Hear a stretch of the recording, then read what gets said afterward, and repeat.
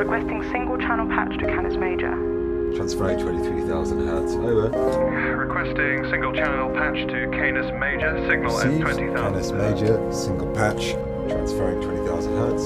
Over. Requesting single channel patch to Canis Major Oscar Delta. Transferring 23,000 hertz. 20,000 Over. hertz, strong. Delta 1.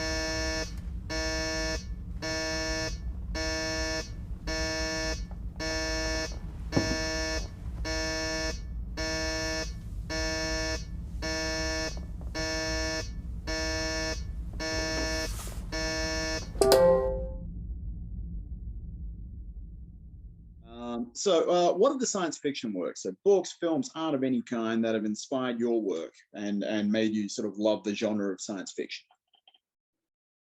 So I didn't actually think I was a particular science fiction fan until I looked into it and then realized that actually probably half my favorite films are science fiction.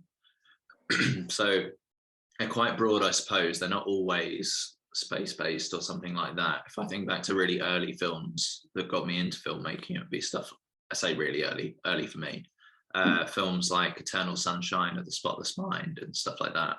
But even now, looking at my favorite films still coming out, like in the last few years, Arrival would have been my personal favorite thing I've seen. As for the film, I mean, it sort of couldn't be clearer in that when I was sort of prepping the film, I was honest with everyone that the thing that inspired me to write it in the first place was Moon. Oh yeah, the Duncan Jones film.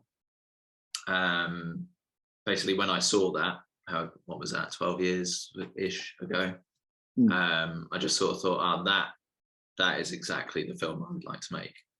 So that was almost like a shorthand to begin with, and obviously it went different places from there, and the idea is different and so on and so on, but that was like the strongest possible influence on the film.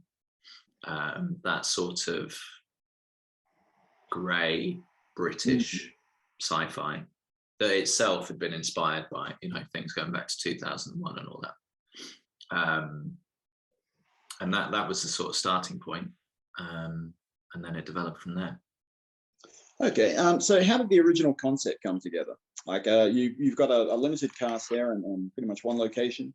And so basically, did the idea for the story come first, or did you look at the resources you had available to you and go like, all right, how can I knit a story together out of these pieces? So the idea, I've sat on the idea for ages and ages, and it was only lockdown that made me actually sit down and write something.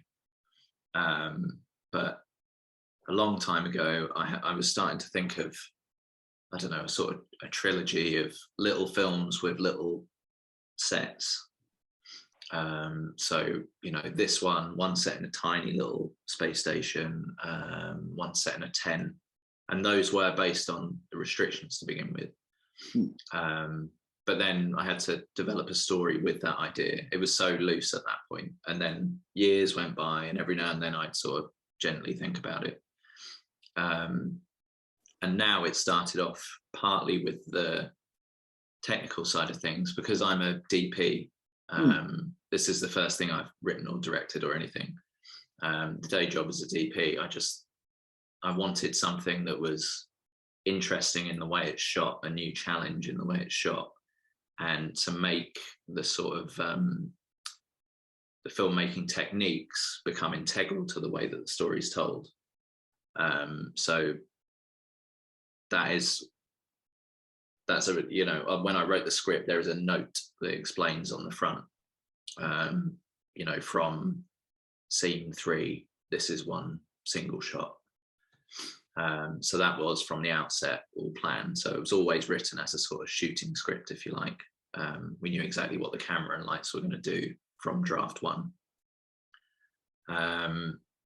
So it was that. So that the early conception of the idea of just a small space and it being in space, then setting myself all these technical parameters of things I wanted to try. It was a bit of an experiment, really, because we weren't going to know if it worked until it was completely finished, really. there were certain things I was purposefully setting up, like the first sort of 3 minutes or so are purposefully made very boring on purpose, as a sort of trick, so that it sort of lulls you into a false sense of security as it all kicks off later. And then when I sat down to actually write it, I had the idea that it would be a distress call, and I had an idea of how it was going to go. But then as I sat down to write it, I sort of needed something personal or something to get some actual emotion in there. It couldn't just be a technical exercise. And sort of pretty much as soon as I sat down, it sort of made sense to me that it could be this allegory for the climate crisis and sort of the anxiety that comes with that, and climate grief. So that's all sort of woven in there. And that was at the start of the writing point. So everything that everyone says is informed by that allegory, and it just sort of went from there, really. Okay, cool. You described Moon as an inspiration, so it comes from that tradition of British science fiction, which I'm very familiar with, because Doctor Who was on the ABC here every weeknight when I was a kid, and it leaves a mark. Yeah. So how would you sort of define British sci-fi? Like, what sets it apart from, say, American sci-fi or Asian sci-fi or continental sci-fi? So I think part of it, and Doctor Who's a good example of this, certainly the earlier stuff that I would have, because again, we had all the repeats going on, and I'd be watching it back right to the 60s. And so there's something just about the fact that it's set on these, I mean, Doctor Who's a great example because it's set on these old air bases, and it's shot in the winter in the UK. So again, I said grey earlier, everything's just grey. There's this slight sort of bleakness to a lot of it. And also a sort of a utility to it. And this goes on to things like Alien. There's a sort of constant going through all of those. I mean, Doctor Who brings in colour, a lot more colour later on, but certainly for the first 30 years, that also had very sort of pale colours. So there's the look side of it. And then certainly in the stuff that I watched in particular, where Doctor Who's perhaps less of an example, there's quite a lot of exploration into like what it is to be human as a theme in British sci-fi. And some of that is maybe things that are sort of British productions, not necessarily a British director, like Children of Men would be another one. That's certainly the sort of string of British sci-fi that I followed. The bleaker, It's a very internal narrative often, and that's the stuff that connects with me anyway. Sort of internal narrative, which has this layer of science fiction over the top, which somehow, with that sort of one step of removal, always makes the emotion hit home a lot harder with me personally. Yeah, I get that. I feel you. So now that you've finished your film, and you being a DP is an interesting sort of wrinkle on this question. So what advice would you give to like young emerging sci-fi filmmakers about how to execute their vision, having done what you've done on a budget, but with the technical acumen that you have from your day job? What would you hit them with? So the first thing would be just that there's no like right way to direct, and I say that from experience as a DP, having worked with lots of directors. So don't feel you have to have a shot list, or you have to storyboard, or you have to get in the room with the actors and block it out and decide on the day and do it. And there are so many ways to go about it. So the one that suits your personality is going to be the best, I think, there. Just in terms of, you don't want to fit into a mold, waste energy fitting into a mold that you don't fit in.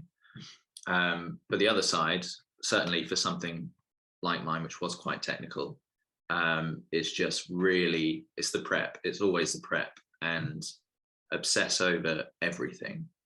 You know, if you're when you get into the team and you're being asked questions, you want an answer for every single question. Again, you're just, you know, perhaps you've got limited budget, you've got limited time. The last thing you want is to be standing there umming and ahhing because it's something you haven't really considered. So, you know, I created a sort of document Bible. And this was before we got anyone else involved, really. And I had like a page on costume, I had a page on set, and I'd done some sketches and just a bit of absolutely everything, so that the vision that everyone's trying to buy into, just make that process as quick as possible, as clear as possible. But that thing of having an answer to every question is the most important, and the best time to do that obviously is in prep. Just in your mind, have it down as clearly as possible. Cool. And what's up next, man? Are you working on something else? So can we expect something further in the genre for you down the track?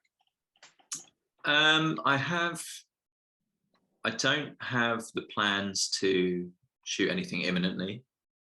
I have the bones of something written down, but it requires a fair bit more money. So I just have to see, really. I'm shooting lots more shorts, but obviously with other directors. So not only am I a DP, but my sort of day job is more commercial type work. So I'm trying to move across back into fiction, which is where I came up as a camera assistant and in lighting and stuff. But I do have this one idea, so we'll sort of see. I mean, it's always hard to try and find a load of money from somewhere, but yeah, I certainly have an idea. If anyone wants to give me a load of money to make it. Well, we'll see what we can do.